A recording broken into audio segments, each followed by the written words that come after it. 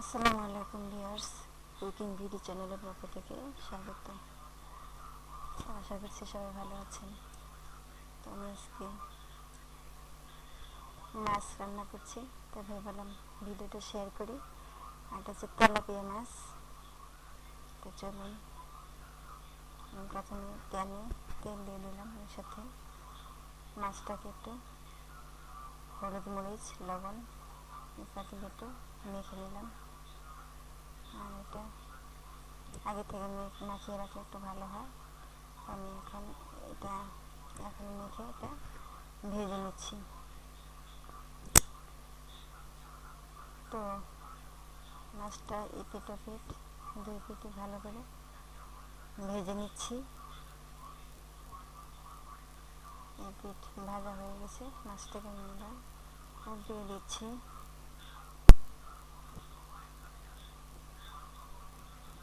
তো প্রায় আমার মাছ ভাজা হয়ে গেছে।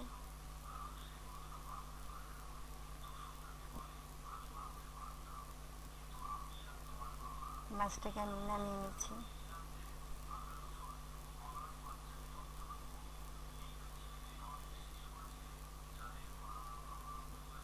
আর এর ভিতরে দিয়ে দিচ্ছি পেঁয়াজ কুচি।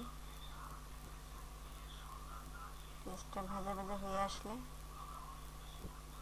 আমি এর ভিতরে রসুন বাটা জিরা বাটা পেস্ট একটু পানি দিয়ে এর ভিতরে হলুদ মরিচ ধনিয়া লবণ দিয়ে ভেজে নিচ্ছি। মশলাটাকে একটু কষিয়ে নিচ্ছি। আমার মশলাটা কষানো হয়ে গেছে। আবার ভালোভাবে কষানোর জন্য একটু সময় দিলাম। আর এর সাথে ফুলকপি সিম অর্থাৎ শীতের সবজি দিয়ে এটাকে আমি ভেজে নিচ্ছি, একটু কষিয়ে নেব।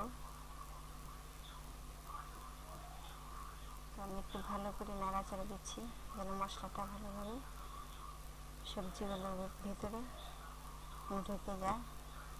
একটু নাড়াচাড়া করে নিয়ে এটাকে আমি একটু ঢেকে রেখে দেব। তো আমি কিছুক্ষণ পরে আবার আসলাম। একটু ফ্রাই হয়ে গেছে। এখন আমি এর ভিতরে আলু দিচ্ছি, সেদ্ধ করা আলু, এরপর টমেটো। এখন আমি চুলার আঁচটা আর একটু বাড়িয়ে দিলাম। তো